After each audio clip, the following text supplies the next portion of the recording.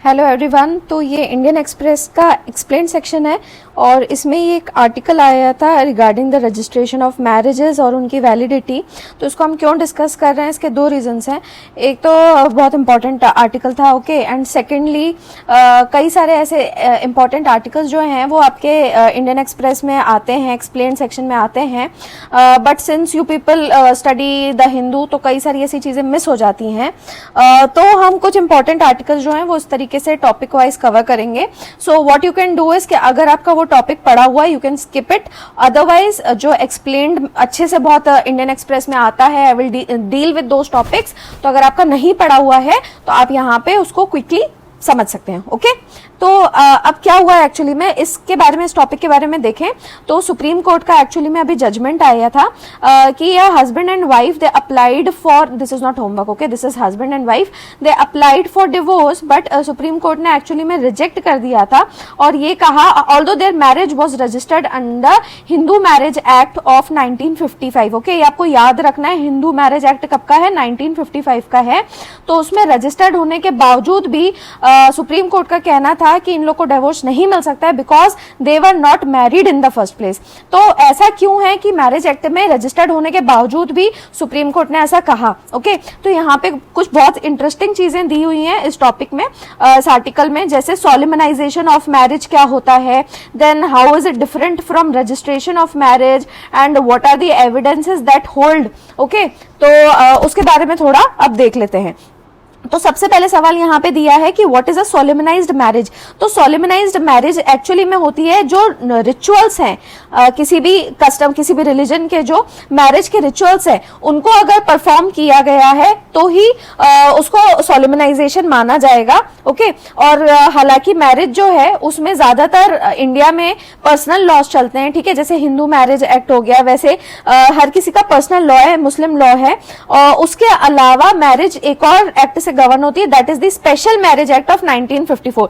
देखो ये भी बहुत इंपॉर्टेंट है और क्यों इंपॉर्टेंट है वो भी अभी इसी आर्टिकल में आएगा, आपको समझ में आएगा।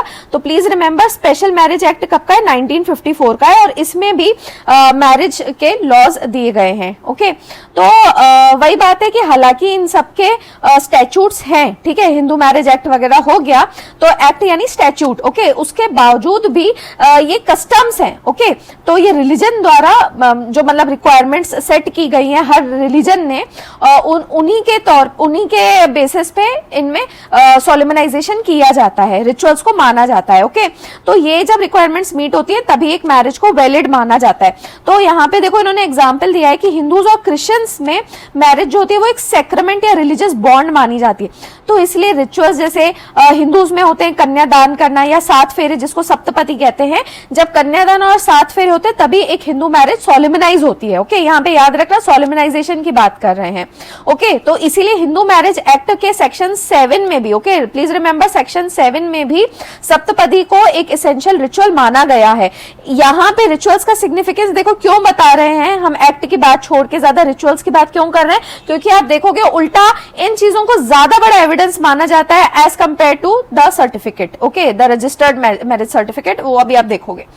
अब जैसे ये हिंदू मैरिज की बात हुई उसी तरीके से क्रिश्चियंस में भी सेरेमनी जो होती है चर्च में वो लोकल कस्टम्स पे बेस्ड होती है, उसी को एक वैलिड मैरिज माना जाता है। तो एग्जांपल उन्होंने दिया है कि तमिल क्रिश्चियंस में एक कस्टम होता है टाइंग ऑफ अ थाली, ठीक है, तो एक चेन बनाई जाती है with a cross on the pendant in church, okay. लेकिन मुस्लिम लॉ देखो यहाँ पे बता रहे हैं कैसे रिलीजन वाइज सोलिमनाइजेशन अलग अलग होता है, ठीक है। तो यहाँ पे हिंदू और क्रिश्चियन का बताया कि सेक्रेमेंट टाइप होता है, जबकि मुस्लिम लॉ में मैरिज जो है कॉन्ट्रैक्चुअल ऑब्लिगेशन होता है। तो जो उसमें मैरिज को कब वैलिड माना जाता है, जब दोनों पार्टीज का एक तो कंसेंट होता है और साथ में there is a witness, okay.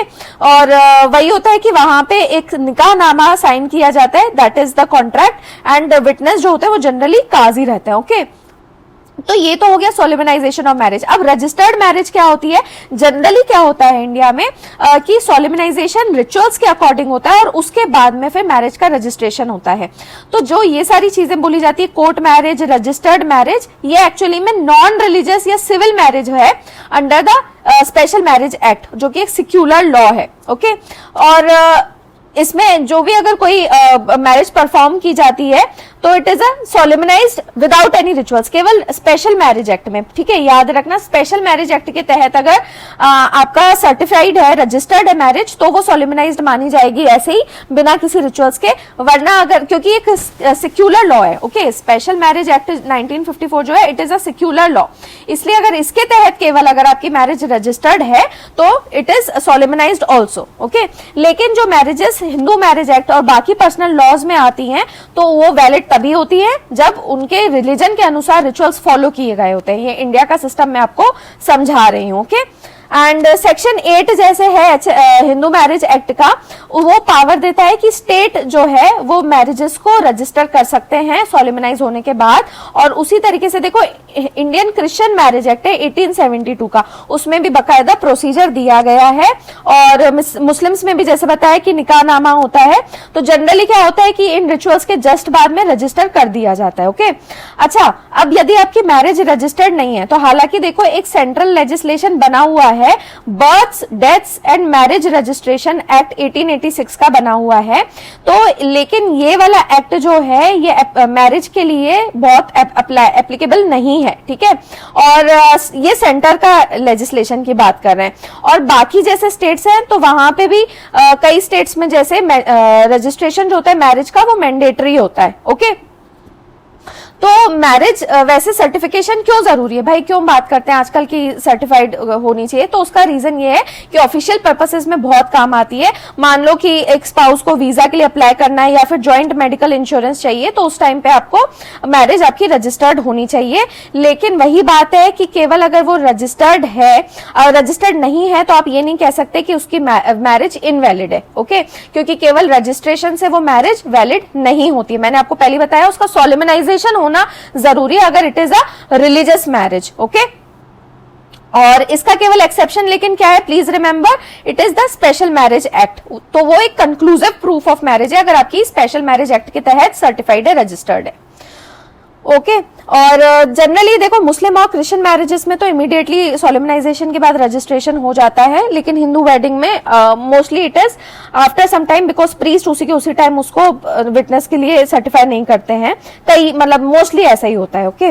और लेकिन इसमें दूसरे एविडेंसेस देखो काफी ज्यादा माने जाते हैं। अगर मैरिज को आपको दिखाना है कि अगर मैन और विमेन जो है वो कोहैबिट किए हैं कंटिन्यूअसली, तो भी वो एक तरीके का एविडेंस माना जाता है।